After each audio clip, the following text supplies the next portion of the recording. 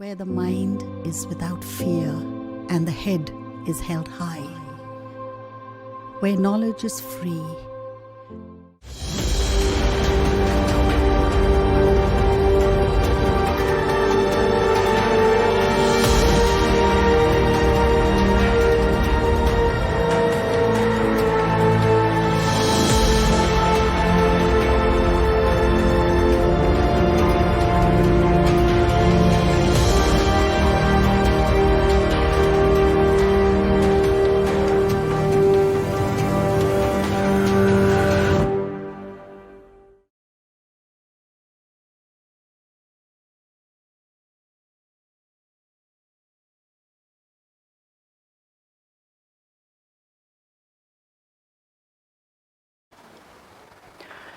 স্নেহের ছাত্রছাত্রীরা, আশা করি এই করোনা আবহে তোমরা সবাই ভালো আছো, সুস্থ আছো। বাড়িতে খুব সাবধানে থাকতে হবে। তো তোমাদের দীর্ঘদিন ধরে স্কুল বন্ধ, পড়াশোনার অনেকটাই ক্ষতি তোমাদের হয়েছে। তো মালদা জেলা প্রশাসনের পক্ষ থেকে তোমাদের জন্য আজ তোমাদের ক্লাসরুম তোমাদের ঘরে পৌঁছে দেওয়ার ব্যবস্থা করা হয়েছে। আর সেই পৌঁছে দেওয়ার পেছনে আমি আমার কিছুটা অবদান দান করার চেষ্টা করছি এবং আমি হলাম নবজ্যোতি বলদা, রসায়নের শিক্ষক, মিল্কি উচ্চ মাধ্যমিক বিদ্যালয়। তো তোমাদের এই দীর্ঘদিনের বোরিং একটা শিডিউলের মধ্যে তোমাদের আজকের যে চ্যাপ্টার সম্পর্কে আমরা পড়ব সেটা খুব ইন্টারেস্টিং চ্যাপ্টার। এই চ্যাপ্টারটা পড়তে গেলে তোমাদের মুখস্থর থেকে বোঝার দরকার বেশি। জিনিসটা যত সহজে বুঝতে পারবে তত তাড়াতাড়ি তোমরা জিনিসটা ক্যাপচার করতে পারবে। বুঝতে না পারলে পরে জিনিসটা উদ্ধার করাটা একটু কঠিন হয়ে পড়ে। তো ক্লাস 9-এর আজ আমরা পড়ব মোল কনসেপ্ট।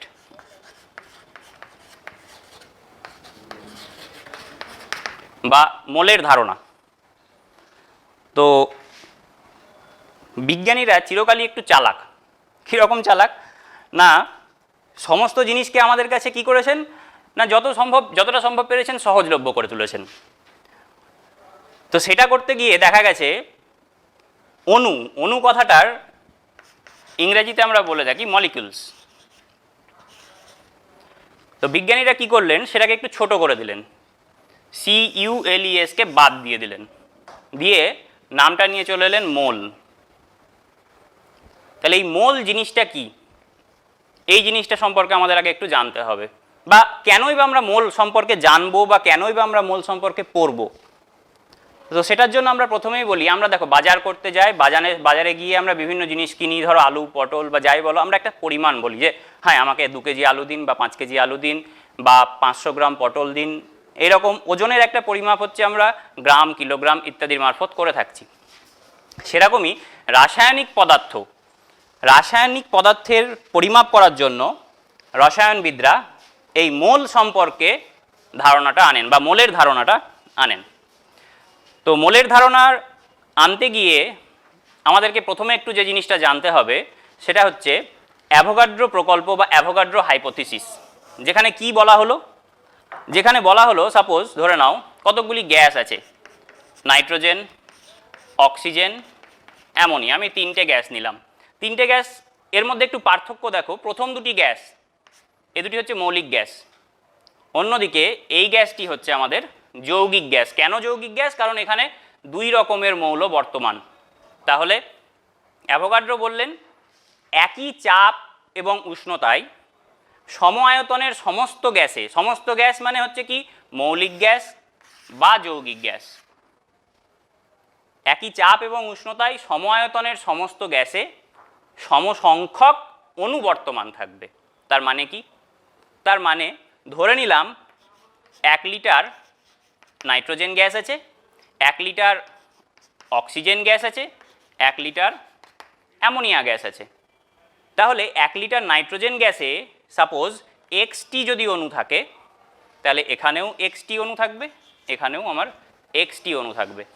তো এই ধারণার উপরে ভিত্তি করে বিজ্ঞানী মিলিকান পরীক্ষা করে দেখান যে কোনো পদার্থের 1 মোল পরিমাণের মধ্যে অণুর সংখ্যাটা হবে 6.022 ইন্টু 10⁻23। এই যে সংখ্যাটা, এই সংখ্যাটা কেমন? এখানে দেখো 10⁻23, তাহলে সংখ্যাটা কতটা বড় সেটার সম্পর্কে আমাদের একটু ধারণা আনা যাক। একটু কল্পনা করি, দেখো 10⁻23, 10, 10-এর পরে 100, তারপর 1000, এইভাবে যদি যেতে থাকি তাহলে 10, 10 স্কোয়ার মানে 100, 10 কিউব মানে আমরা পাই কি না 1000। এইভাবে একটা একটা করে শূন্য যুক্ত হতে হতে 23টা শূন্য আমার 10-এর পরে যুক্ত হয়েছে এখানে। তাহলে একটু ভাবো, যদি আমরা এত সংখ্যক ক্রিকেট বলের আয়োজন করি, এতগুলি ক্রিকেট বল যদি আমরা জোগাড় করি, দিয়ে যদি আমরা রাখতে চাই পৃথিবীর ওপর, তাহলে দেখা যাবে যে গোটা পৃথিবীকে ঘিরে 100 কিলোমিটার পুরু একটা আস্তরণ পড়ে গেছে। তাহলে বোঝা যাচ্ছে যে কতটা বড় এই সংখ্যাটা। গোটা পৃথিবীকে ঘিরে পৃথিবীর চারপাশে, জলভাগ এবং স্থলভাগের চারপাশে 100 কিলোমিটার পুরু একটা আস্তরণ পড়ে গেছে। তার মানে সংখ্যাটা কিন্তু মোটেও ছোট নয়। আচ্ছা, আরেকভাবে ভাবা যাক, মনে করো 9 কিলোমিটার দৈর্ঘ্য আর 9 কিলোমিটার প্রস্থ বিশিষ্ট আমাদের একটা চারকোনা নল আছে। যে নলটা কি হচ্ছে, এখান থেকে একদম চাঁদ পর্যন্ত বিস্তৃত। সেই নলের মধ্যে 1 ফোঁটা 1 ফোঁটা করে যদি জল ফেলো, তাহলে সেই নল ভর্তি হতে আমার এত ফোঁটা জলের প্রয়োজন হবে। কি বললাম না, 9 কিলোমিটার দৈর্ঘ্য এবং 9 কিলোমিটার প্রস্থ বিশিষ্ট একটি নল পৃথিবী থেকে চাঁদ পর্যন্ত বিস্তৃত আছে, যেটাকে আমি 1 ফোঁটা 1 ফোঁটা করে জল দ্বারা ভর্তি করছি। তখন আমার এত ফোঁটা, অর্থাৎ 6.022 10⁻23 এত ফোঁটা জলের প্রয়োজন হবে। তার মানে বোঝা যাচ্ছে সংখ্যাটা কত বড়। তাহলে এই সংখ্যাটা কিন্তু একটা বিশাল নাম্বার। এবার আমাদের এই মোল থেকে আরও কী কী জিনিস আমরা ক্যালকুলেট করতে পারি বা বের করতে পারি। প্রথমে আসি এখান থেকে অ্যাভোগাড্রোর প্রকল্পের এই মোল সম্পর্কে আরও ডিটেলসে আমরা আসছি পরবর্তীতে। তো প্রথমেই যে জিনিসটাই আসি সেটা হচ্ছে অ্যাটমিক মাস বা পারমাণবিক ভর। পারমাণবিক ভর কাকে বলে না, পারমাণবিক ভর পরিমাপের দুটো স্কেল আছে, একটা হচ্ছে হাইড্রোজেন স্কেল, একটা হচ্ছে তোমার কার্বন স্কেল। হাইড্রোজেন স্কেলে বলা হচ্ছে যে কোনো মৌলের একটি পরমাণু একটি হাইড্রোজেন পরমাণুর ভরের যত গুণ ভারী তাকেই বলা হচ্ছে আমার ওই পদার্থের পারমাণবিক ভর। ঠিক একইভাবে 1961 সালে IUPAC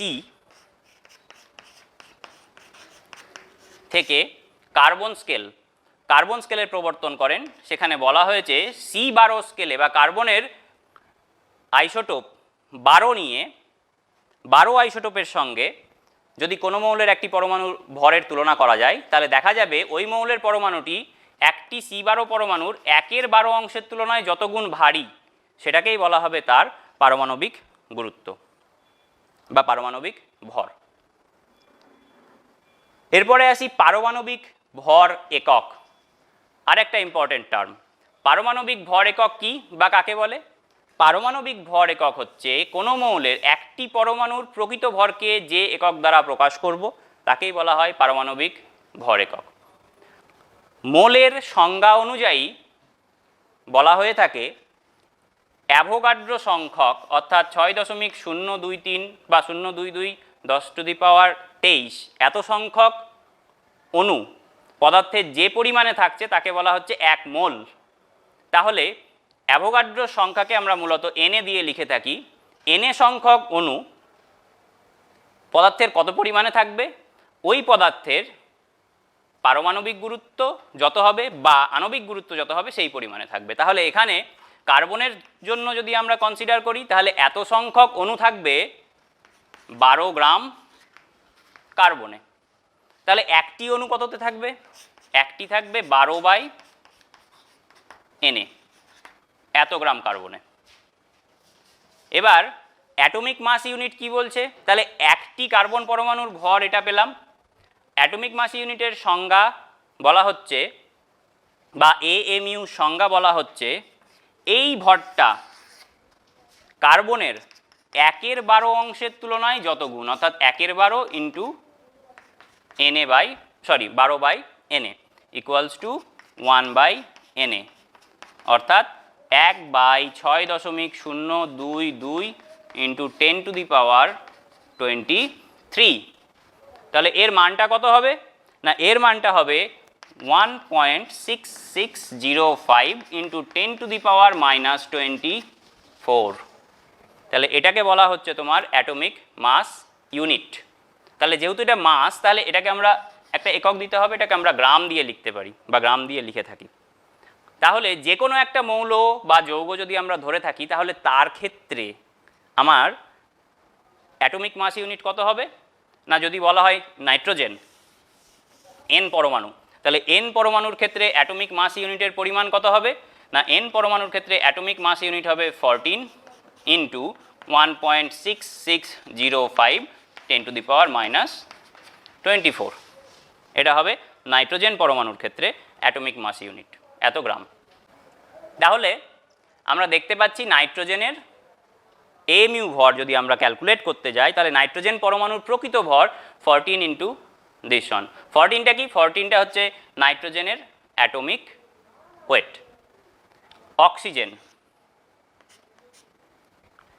অক্সিজেনের ক্ষেত্রে যদি ক্যালকুলেট করতে যাই, তাহলে এটা হয়ে যাবে কত, 16 ইন্টু 1.6605 ইন্টু 10⁻24 গ্রাম।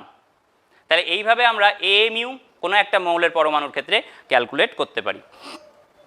তাহলে এরপরে আসছি আমরা তাহলে আণবিক ভর। এগুলো গেল পারমাণবিক ভর বা পরমাণু সংক্রান্ত বিষয়। এবার আসছি আমরা অণুর ভর বা আণবিক ভর। আণবিক ভর বলতে কি বুঝি, কার্বন স্কেলে যদি আণবিক ভর সংজ্ঞা দিতে যাওয়া হয়, তাহলে বলা যায় কোনো যৌগের একটি অণুর ভর কার্বনের একটি C12 পরমাণু মানে C12 পরমাণুর 1/12 অংশের তুলনায় যত গুণ ভারী, তাকেই বলা হয় তার আণবিক গুরুত্ব বা আণবিক ভর।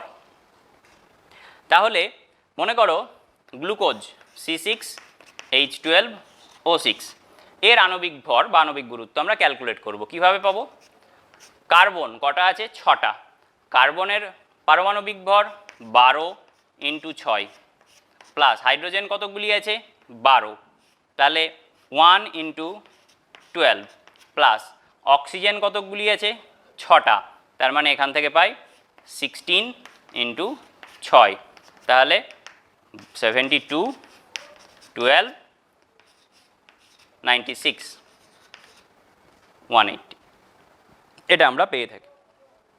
তাহলে ঠিক একইভাবে H2SO4 এর যদি আমরা আণবিক গুরুত্ব ক্যালকুলেট করতে যাই, তাহলে দেখো কিভাবে পাবো,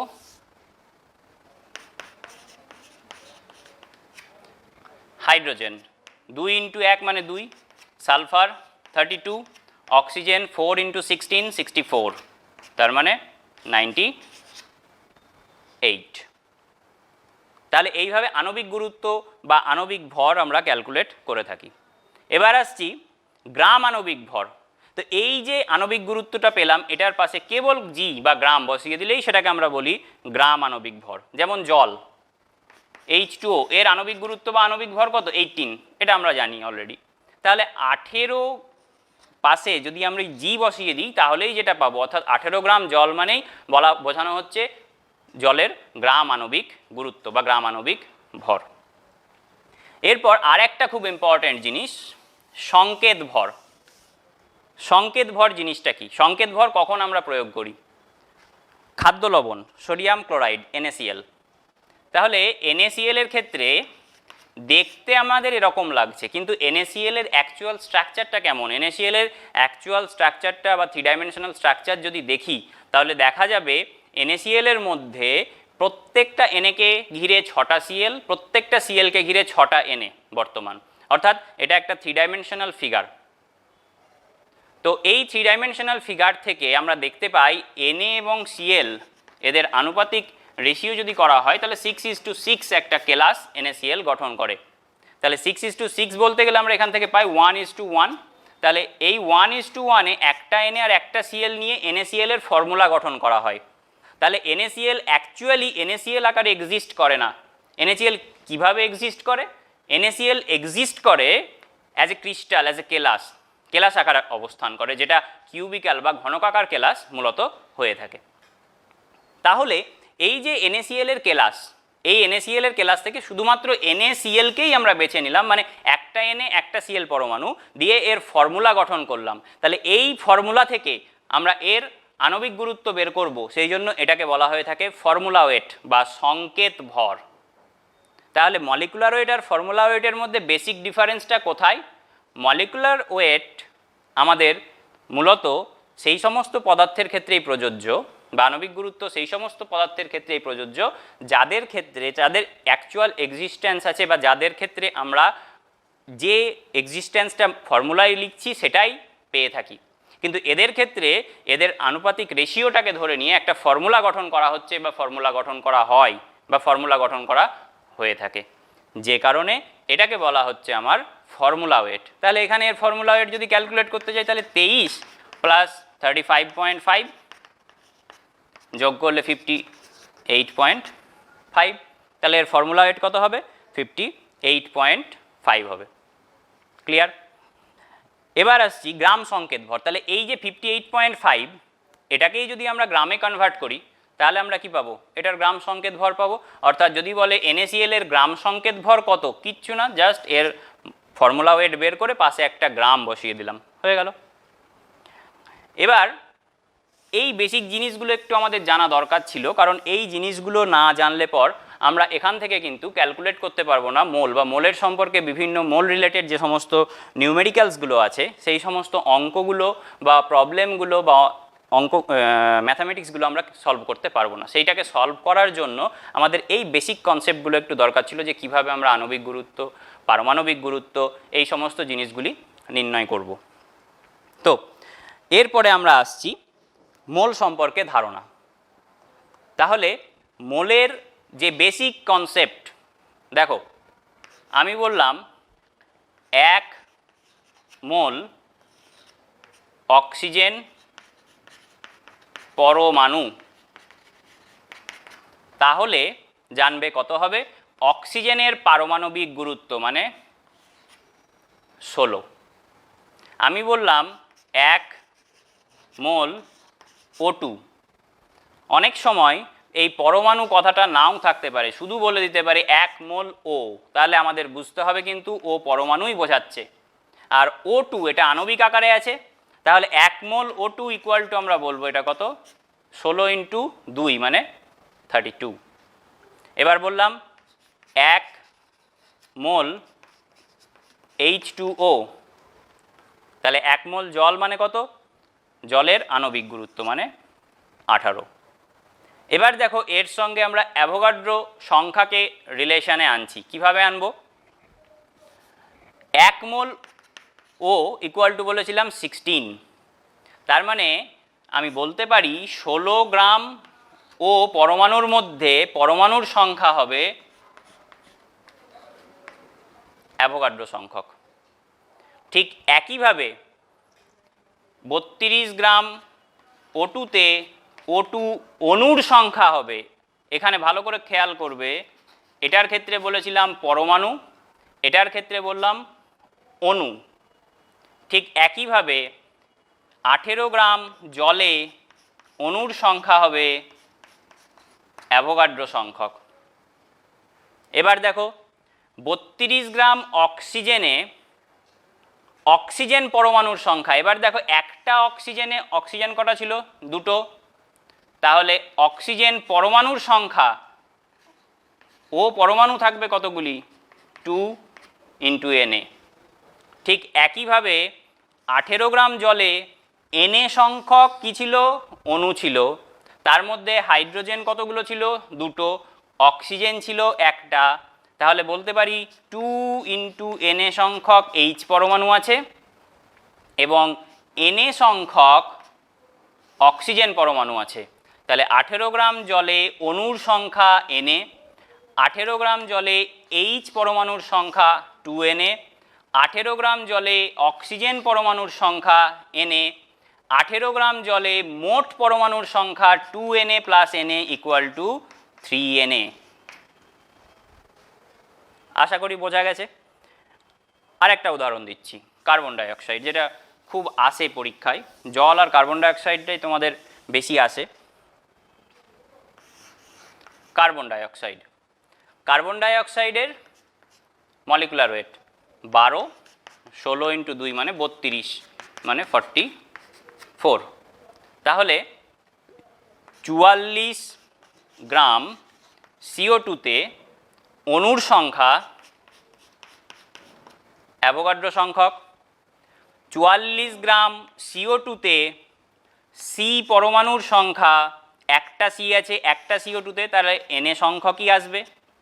ঠিক একইভাবে 44 গ্রাম CO2-তে অক্সিজেন পরমাণুর সংখ্যা 2Na। তাহলে 44 গ্রাম CO2-তে মোট পরমাণুর সংখ্যা কত হবে? Na plus 2Na equals to 3Na। তার মানে অ্যাভোগাড্রো সংখ্যক অণু কোথায় থাকবে? যে কোনো পদার্থের আণবিক গুরুত্বে থাকবে। অ্যাভোগাড্রো সংখ্যক অণু, অ্যাভোগাড্রো সংখ্যক পরমাণু কোথায় থাকবে? যে কোনো মৌলের পারমাণবিক গুরুত্ব বা পারমাণবিক ওয়েট বা ভর যেটা, সেখানে থাকবে। এবার আসছি কিছু অঙ্কে, তারপরে আবার কিছু সম্পর্কে যাব। মনে করো তোমাকে বলল, খুব সহজ একটা প্রবলেম, 1.8 গ্রাম জল। তাহলে 1.8 গ্রাম জলের মধ্যে আমাকে জিজ্ঞাসা করা হলো অণুর সংখ্যা কত। তাহলে 1.8 গ্রাম জলে কতকগুলি অণু বর্তমান, দেখা যাক। তাহলে জলের আণবিক গুরুত্ব আমরা জানি কত, 18। 18 গ্রাম জলে আমরা বলতে পারি অণু আছে কতকগুলি, অ্যাভোগাড্রো সংখ্যক, কারণ যে কোনো পদার্থের আণবিক গুরুত্বের মধ্যে অণুর সংখ্যা সর্বদাই অ্যাভোগাড্রো সংখ্যক। তাহলে 18 গ্রাম জলে অণুর সংখ্যা অ্যাভোগাড্রো সংখ্যক। 1 গ্রাম জলে অণুর সংখ্যা Na/18। 1.8 গ্রাম জলে অণুর সংখ্যা Na ইন্টু 1.8/18, তাহলে ইন্টু 10, দশমিক উঠে গেল, তাহলে Na/10 এত সংখ্যক। এবার আমাকে যদি এই কোশ্চেনটা একটু ঘুরিয়ে দেয়, এখানে আমি বলেছিলাম কতকগুলি অণু আছে, বুঝলাম এটা। এবার আমাকে বলল 1.8 গ্রাম জলে কতকগুলি ও পরমাণু আছে।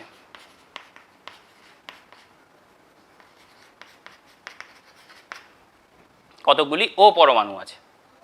তাহলে দেখো, একটা জলের মধ্যে আমি অক্সিজেন কটা দেখতে পাচ্ছি, একটাই।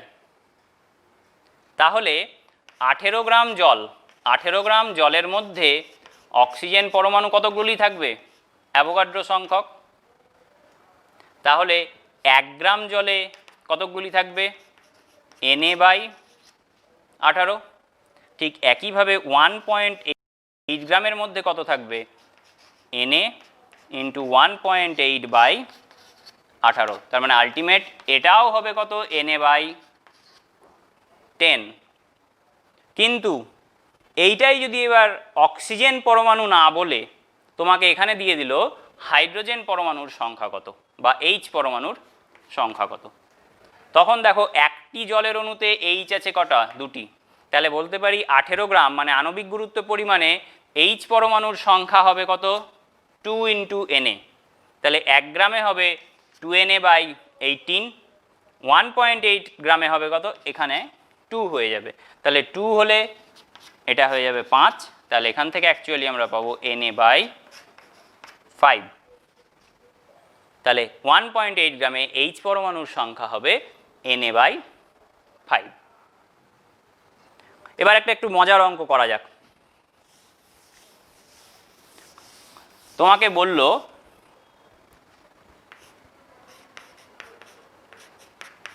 1 ফোঁটা জল দিল, ফোঁটা জলে বলল কতকগুলি অণু বর্তমান।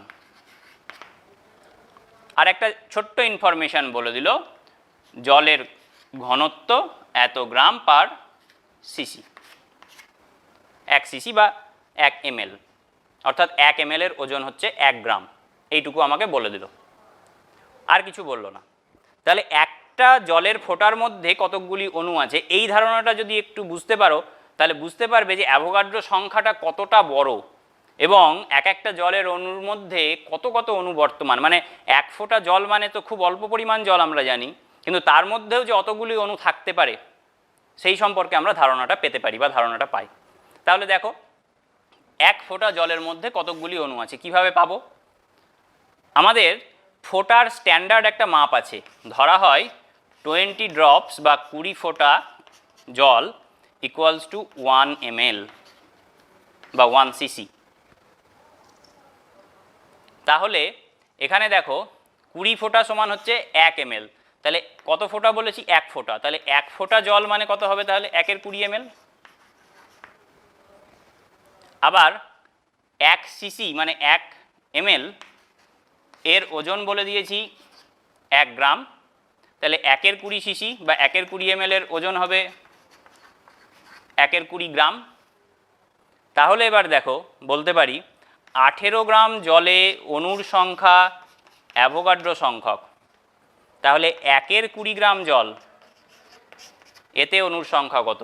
তাহলে অ্যাভোগাড্রো সংখ্যক ইন্টু 1 এর 20 ইন্টু 18। তাহলে এখানে যদি মান বসাও 6.0223 বা 022 18 ইন্টু 20, এই মানটা কোথাও কোনো বইয়ে 0.2 দিয়েও লেখা থাকে, 0.23ও লেখা থাকে, 2টা মোর অ্যাকুরেট। যাই হোক, তো এটা 6 দিয়ে যদি ভাগ করি 2.9 মতো আসে দেখো, তাহলে আমি ধরে নিলাম এটাকে রাউন্ড ফিগারে 3, তার মানে 10⁻23/60। তাহলে বলতে পারি কত? 1/6 ইন্টু 10⁻22।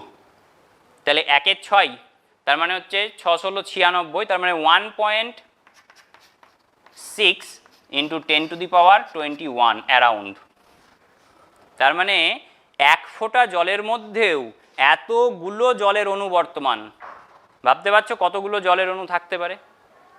তার মানে এতগুলো ক্রিকেট বল দিয়ে যদি আমরা পৃথিবীকে ঢাকতে যাই তাহলে দেখা যাবে যে পৃথিবীর ওপরে 90 কিলোমিটার পুরো একটা চাদরের বলের চাদর তৈরি হয়েছে। তার মানে ভাবা যাচ্ছে সংখ্যাটা কত বড়। তার মানে 1 ফোঁটা জল, যেটা আমরা খালি চোখে দেখতে পাই জাস্ট একটা পয়েন্ট বা বিন্দুর আকারে ছোট্ট একটা ফোঁটা, তার মধ্যে এতগুলি অণু বর্তমান। তার মানে অণু জিনিসটা কতটা ছোট। তোমরা অলরেডি নিচু ক্লাসে পড়েছো অণু খালি চোখে দেখতে পাই না। কেন দেখতে পাই না আশা করি এখান থেকে বুঝতে পারছো। আচ্ছা, তো এই গেল অণুর সম্পর্কে, অণুর সঙ্গে মোলের ধারণা সংখ্যার সঙ্গে। এবার একটু আসি আয়তন, ভলিউম, ভলিউমের সঙ্গে ধারণা। তো অ্যাভোগাড্রো সূত্র বা অ্যাভোগাড্রো প্রকল্প থেকে একটা সিদ্ধান্তে আসা যায় যে 1 গ্রাম অণু যে কোনো গ্যাসের আয়তন 22.4 লিটার। 1 গ্রাম অণু মানে কি? 1 গ্রাম অণু মানেই 1 গ্রাম মোল। মোলকে MOLও লিখতে পারা যায়, MOLও লেখা যায়। তো 1 গ্রাম মোল যে কোনো পদার্থের মধ্যেই অ্যাভোগাড্রো সংখ্যক অণু বর্তমান, এটাও আমরা জানি।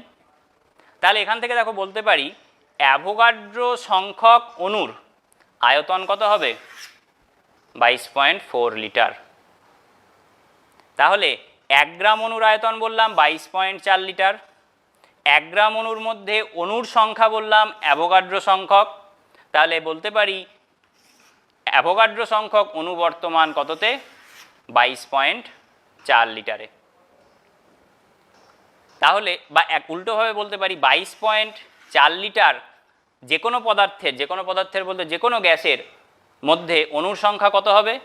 অবশ্যই অ্যাভোগাড্রো সংখ্যক। তো এই রিলেটেড কিছু প্রবলেম করা যাক। বলা হলো 5.6 লিটার CO2, 5.6 লিটার CO2-তে কতকগুলি অণু আছে, কতকগুলি অণু আছে। তাহলে কার্বন ডাইঅক্সাইডের আণবিক গুরুত্ব 44, কিন্তু এক্ষেত্রে 44টা আমাদের কিন্তু কোনো কাজে লাগবে না, কারণ আমাকে এখানে দিয়েছে কি আয়তন, লিটারে দিয়েছে। তাহলে এক্ষেত্রে দেখো 22.4 লিটার কার্বন ডাইঅক্সাইডে অনুবর্তমান কত, অ্যাভোগাড্রো সংখ্যক। তাহলে 1 লিটার আয়তনে অণু থাকবে কত, Na/22.4।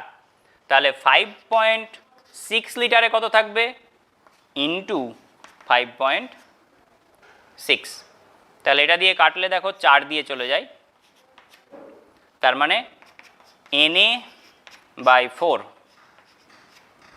এক্ষেত্রে একটা ইনফরমেশান তোমাদের দেওয়া ভালো, যেটা পরীক্ষার সঙ্গে রিলেটেড। আলটিমেট তো আমাদের পরীক্ষাতে অঙ্কগুলো করতে হবে, শিখতে তো হবেই, তার সঙ্গে পরীক্ষাতেও অঙ্কগুলো করতে হবে। পরীক্ষাতে যদি এরকম ভাগ আসে, অনেক সময় দেখা যায় ছাত্রছাত্রীরা এই পর্যন্ত করে ভাগটা করতে গিয়ে ভুল করে ফেললো, এটা হয় অনেক সময়। এবং অনেক সময় দেখা যায় যে শেষের দিকে অঙ্কগুলো করতে গিয়ে তাড়াহুড়ো করে ভাগটা করতে গিয়ে ভুল করে ফেললো। সে সময় অনেক সময় কোনো এক্সামিনার নাম্বার কাটেন, বা কোনো সময় ইনস্ট্রাকশন থাকে নাম্বার কাটার, কোনো সময় থাকে যে না কাটতে হবে না, যেহেতু এইটুকু ঠিক করেছে। তো তোমরা যদি এই আকারেও রেখে দাও তাহলে কিন্তু কোনো ভুল নেই, কারণ এই আকারে রেখে দিলে পরে এটার মধ্যে কোনো ভুলভ্রান্তি নেই। কিন্তু তুমি যদি ভাগটা করতে গিয়ে ভুল করো তাহলে কি উত্তরটা ভুল বেরিয়ে যাচ্ছে। সুতরাং বড় বড় ক্যালকুলেশনগুলোকে তোমরা যতটা পারবে এই আকারে রেখে দেবে, কিন্তু তাই বলে একটা মানে সোজা ক্যালকুলেশন আছে, সহজ ক্যালকুলেশন আছে, যেটা মুখে মুখেও ইভেন সম্ভব হয়তো, সেটাকেও তুমি করলে না, সেটা করাটা কখনোই উচিত নয়।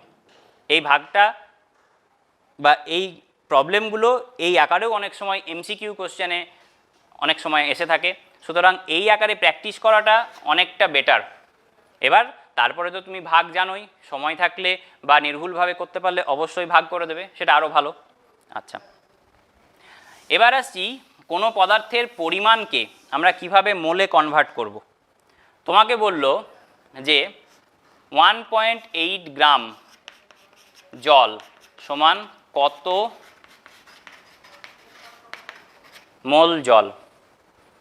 যে কোনো পদার্থের পরিমাণ যেটাই থাকুক না কেন, যত গ্রাম বলে দেবে, সেই পদার্থের পরিমাণকে মোল সমান ওই পদার্থের পরিমাণ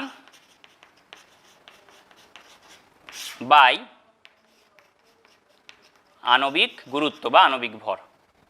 তাহলে 1.8 গ্রাম জল মানে কি, 1.8 গ্রাম জল মানে হচ্ছে 1.8 বাই জলের আণবিক গুরুত্ব। জলের আণবিক গুরুত্ব 18, তাহলে এটা কত পাবো, 0.1 মোল। এবার তোমাকে বলল এটাকেই 5.6 লিটার জল, তার মানে কত মোল জল। তো এবার হচ্ছে আয়তনে বলে দিয়েছে।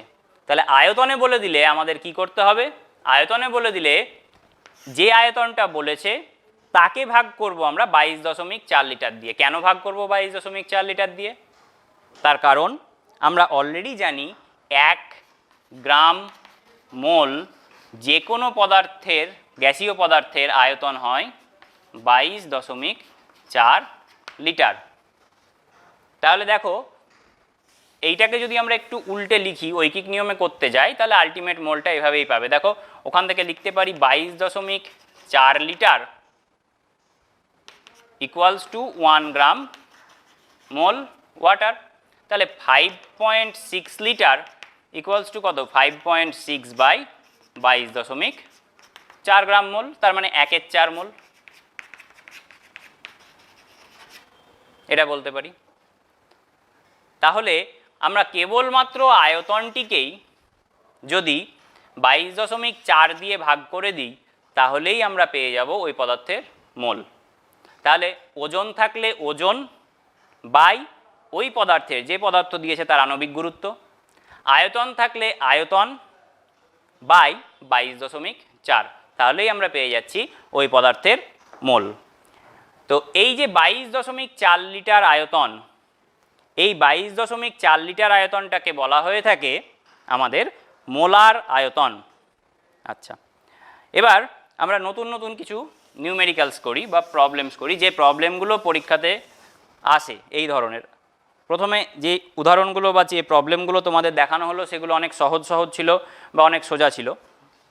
তো এবার একটু আস্তে আস্তে কঠিনের দিকে যাই। এবার দেখো, বলা হলো 100 গ্রাম জল সমান কত গ্রাম মোল জল। 100 গ্রাম জল ইকুয়ালস টু কত গ্রাম মোল জল। তাহলে একটু আগেই বললাম মোল সমান পরিমাণ বাই আণবিক গুরুত্ব, তাহলে এত গ্রাম মোল ভাগ করে যেটা হবে সেটাই। এবার অঙ্কটাকে আরেকটু কঠিন করি। বলল আমাকে যে 0.001 মোল H2O তে কতকগুলি H পরমাণু আছে। তাহলে দেখো, জলের আণবিক গুরুত্ব প্রথম থেকে বলে আসছি, আমি জল নিয়ে বেশি উদাহরণ দিচ্ছি তার কারণ পরীক্ষাতে জলের উদাহরণগুলোই বেশি করে আসে এবং কার্বন ডাইঅক্সাইড আসে, অন্যান্যগুলোও আসে কিন্তু এইগুলো বেশি আসে, সেই জন্য এগুলো একটু ক্লিয়ার করে নিই, আস্তে আস্তে আমি বড় মলিকুলে যাব। 18 গ্রাম জলে H পরমাণু বর্তমান, H পরমাণু আছে কতকগুলি আছে 2 ইন্টু অ্যাভোগাড্রো সংখ্যক। তাহলে 18 গ্রাম জল মানে কত পরিমাণ জল? 1 মোল জল। তাহলে বলতে পারি 1 মোল জলে H পরমাণু আছে 2 ইন্টু Na। তাহলে এত মোল জলে কত থাকবে? 2 ইন্টু 0.001 ইন্টু Na, তার মানে 0.002 ইন্টু Na হয়ে গেল। এবার এটাকে ভাগ করেও দিতে পারো, তাহলে ভাগ করলে কি পাই একটা দেখিয়ে দিই ভাগ করে। 6.02322 ইন্টু 10⁻23 ইন্টু 2 বাই 1000। তাহলে 1000 করলে এটা 10⁻20 আর এটা আছে 12.044 ইন্টু 10⁻20 এত টি। আচ্ছা,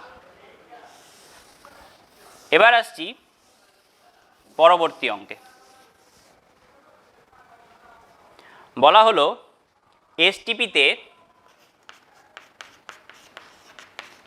7 গ্রাম নাইট্রোজেন এর আয়তন কত?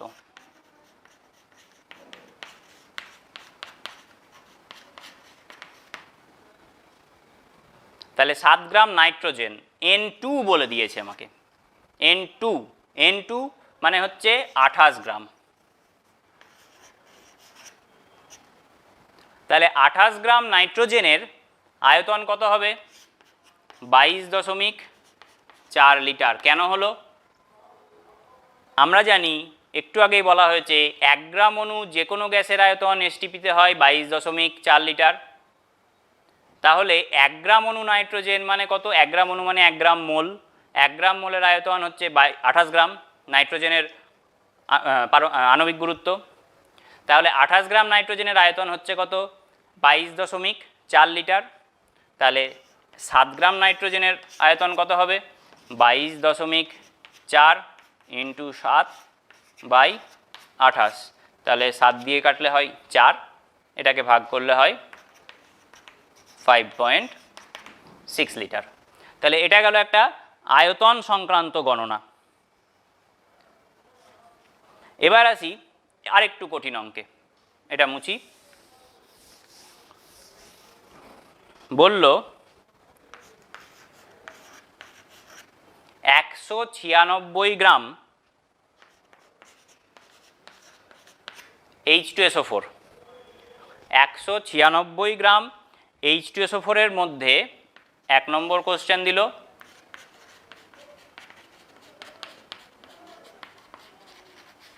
মোল সংখ্যা কত। 2 নম্বর বলল আমাকে মোট কতগুলি H2SO4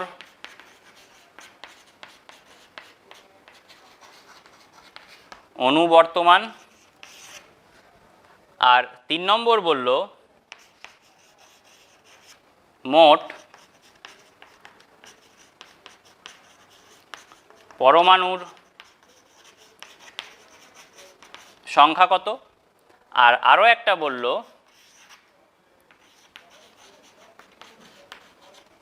আয়তন কত। তাহলে একে একে আসি। প্রথমে বলেছে মোল সংখ্যা। তো সর্বপ্রথম আমাকে যেটা বের করে নিতে হবে সেটা হচ্ছে H2SO4 এর আণবিক গুরুত্ব। তাহলে H2SO4 এর আণবিক গুরুত্ব কত হবে? হাইড্রোজেন 2, সালফার 32, অক্সিজেন 4টে আছে 4 16 64, যোগ করলে হবে 98। তাহলে 98 গ্রাম H2SO4 ইকুয়ালস টু আমি কী কী ইনফরমেশান পাই বা কী কী ইনফরমেশান দিতে পারি বা বলতে পারি। দেখো 98 গ্রাম H2SO4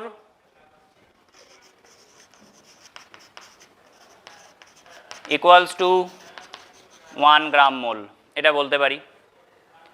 এই পরিমাণ H2SO4 এরই আয়তন আমরা বলতে পারি 22.4 লিটার, এটা বলতে পারি। আর কি বলতে পারি? আর বলতে পারি এই পরিমাণ H2SO4 এর মধ্যেই আমার অ্যাভোগাড্রো সংখ্যক অণু বর্তমান, এতটা ইনফরমেশান আমার জানা। তাহলে এই ইনফরমেশানটুকু কাজে লাগিয়েই সমস্ত প্রবলেমগুলো সলভ হয়ে যাবে। তাহলে প্রথমে বলেছে কত? মোল সংখ্যা। মোল সংখ্যার জন্য খুব সহজেই আমরা কি করতে পারি বলেছি, 196 হচ্ছে পরিমাণ, তাকে আণবিক গুরুত্ব দিয়ে যদি ভাগ করে দিই তাহলে আমরা মোল সংখ্যা পেয়ে যাব। তাহলে মোল সংখ্যা কত আমি এখানেই লিখছি, মোল সংখ্যা ইকুয়ালস টু 196/98 ইকুয়ালস টু 2, পেয়ে গেলাম। তারপরে বলেছে মোট কতকগুলি H2SO4 অণু বর্তমান। তাহলে দেখো 98 গ্রাম H2SO4 এর মধ্যে এখানে দেখতে পাচ্ছি অণুর সংখ্যা কত ছিল, অ্যাভোগাড্রো সংখ্যক অণু আছে কত গ্রাম, 196 গ্রাম। তার মানে কি হবে, 98 এর দ্বিগুণ 196, তার মানে 2 ইন্টু অ্যাভোগাড্রো সংখ্যক অণু বর্তমান হবে। তাহলে এখানে অণুর সংখ্যা কত হবে, ইকুয়ালস টু 2 ইন্টু অ্যাভোগাড্রো সংখ্যক। তাহলে অণুর সংখ্যাটাও আমরা পেয়ে গেলাম। এবার বলেছে মোট পরমাণুর সংখ্যা কত। তাহলে দেখো H2SO4, একটা H2SO4 এর মধ্যে কতকগুলি পরমাণু আছে, 2টো H পরমাণু, একটা S পরমাণু, 4টে অক্সিজেন পরমাণু। তাহলে যোগ করে হলো 7, টোটাল 7টা পরমাণু আছে। তাহলে 98 গ্রাম H2SO4 এর মধ্যে আমি বলতে পারি 98 গ্রাম H2SO4 এর মধ্যে পরমাণুর সংখ্যা 7 ইন্টু অ্যাভোগাড্রো সংখ্যক। তাহলে আমার আছে কতটা, 196, তার মানে 2 টাইমস হয়ে যাবে। তার মানে 196 গ্রাম H2SO4 এ পরমাণুর সংখ্যা হবে 2 ইন্টু 7 ইন্টু Na, তার মানে 14 ইন্টু Na হয়ে গেল। এবার বলেছে 196 গ্রামের আয়তন কত। এখান থেকে আমি দেখতে পাচ্ছি কত, 98 গ্রাম H2SO4 এর আয়তন পেয়েছিলাম 22.4 লিটার। তাহলে 196 গ্রাম মানে ডবল, তাহলে ডবলের আয়তন ডবল হবে, তাহলে 44.8 লিটার। সিম্পল। তো এই ধরনের অঙ্কগুলি আমাদের পরীক্ষাতে আসে।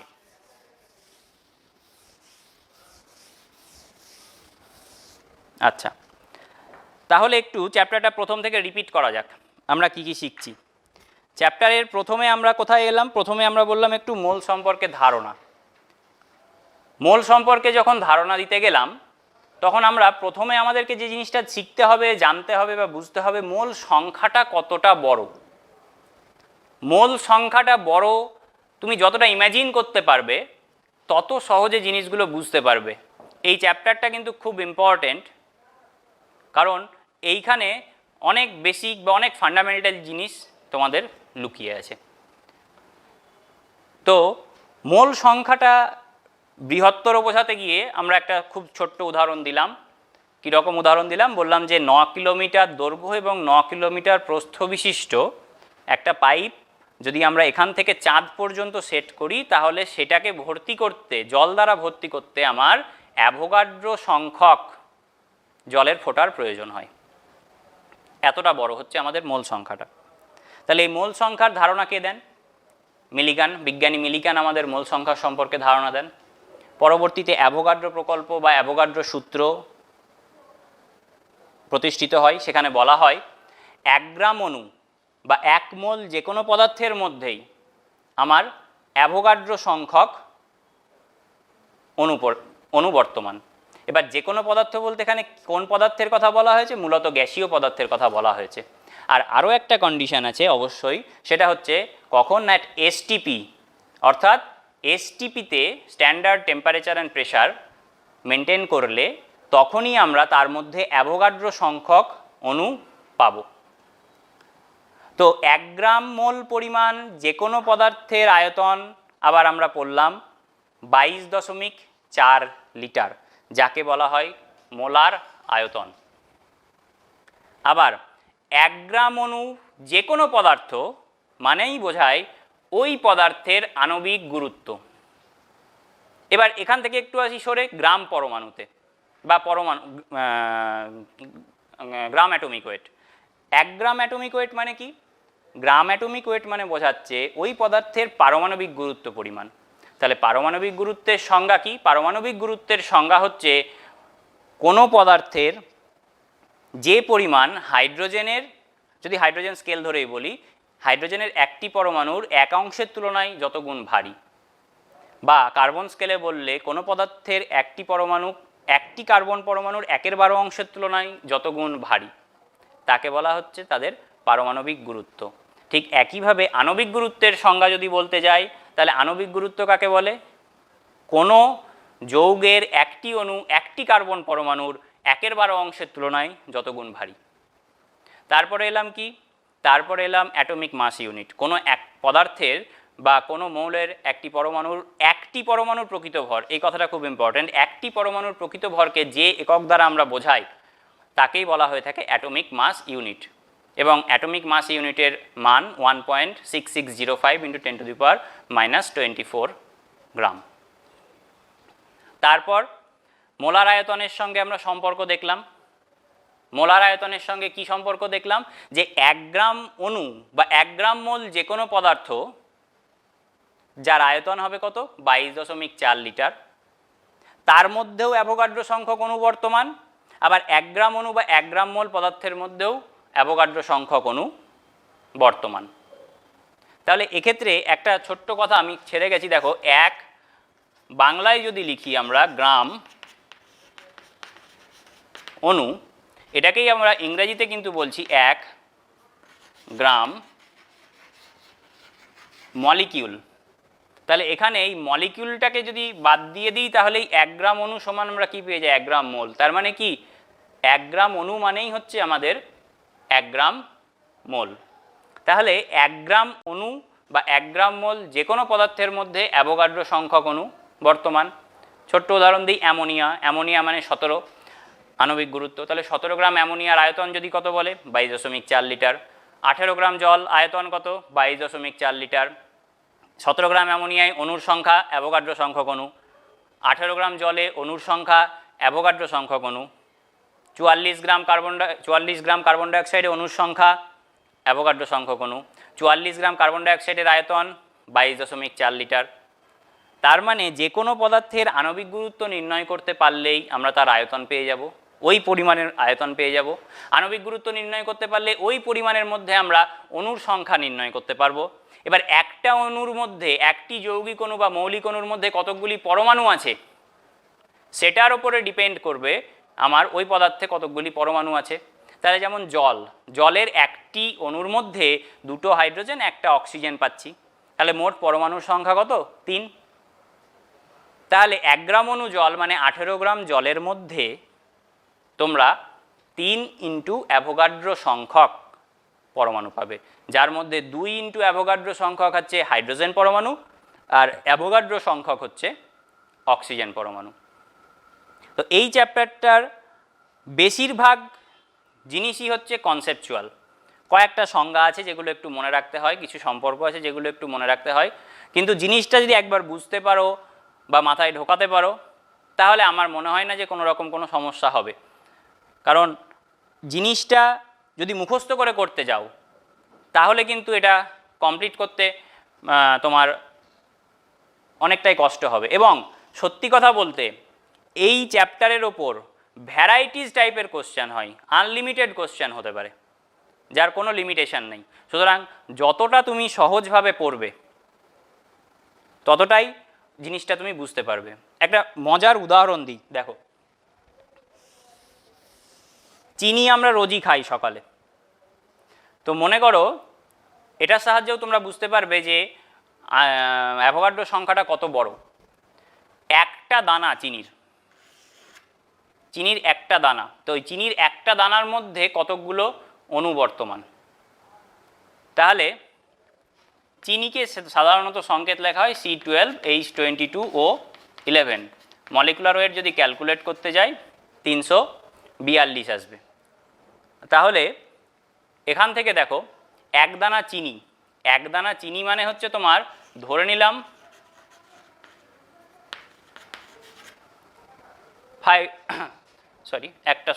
5 মিলিগ্রাম বা 0.005 গ্রাম।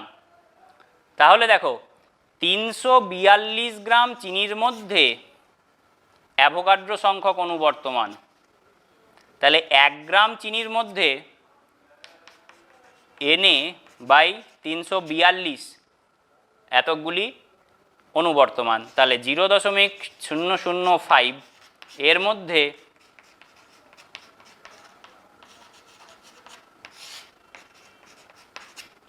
এতটি অণু বর্তমান। তাহলে দেখো এটাকে যদি ভাগ করি তাহলে ওপরে থাকে 5 আর নিচে হচ্ছে 342 ইন্টু 1000। তাহলে মান যদি বসাই তাহলে দেখো 6.022 10⁻23 হয়, 3টে বাদ, তার মানে হচ্ছে 20 ইন্টু 5/342। তার মানে অ্যারাউন্ড 350 যদি ধরি, তার মানে যদি 350-র কাছাকাছি, যেহেতু 350-র কাছাকাছি ভ্যালু, তার মানে 6.88 আসে এটাকে ভাগ করলে। তাহলে এইটাকেও কাটাকাটি করলে 1-এর কাছাকাছি আসে, 1-এর সামান্য কম 0.9। তাহলে এটাকে যদি করি তাহলে 9.8 অ্যারাউন্ড ইন্টু 10⁻19। তাহলে একটা চিনির দানার মধ্যেও এতগুলো চিনির অণু বর্তমান। তার মানে অঙ্ক কিন্তু বিভিন্নভাবে এখান থেকে দিতে পারে পরীক্ষাতে। সুতরাং এর ভ্যারাইটি বা ইয়ার টু ইয়ার যদি কোশ্চেন দেখো, দেখবে যে কোশ্চেনের রিপিটেশন খুব কম। বিভিন্ন রকমের কোশ্চেন বিভিন্নভাবে এই চ্যাপ্টার থেকে তোমাদের আসতে পারে। সুতরাং এই চ্যাপ্টারটা গুরুত্বের সঙ্গে পড়তে হবে তোমাদের এবং চ্যাপ্টারটাকে ভালোভাবে বুঝতে হবে। ধন্যবাদ।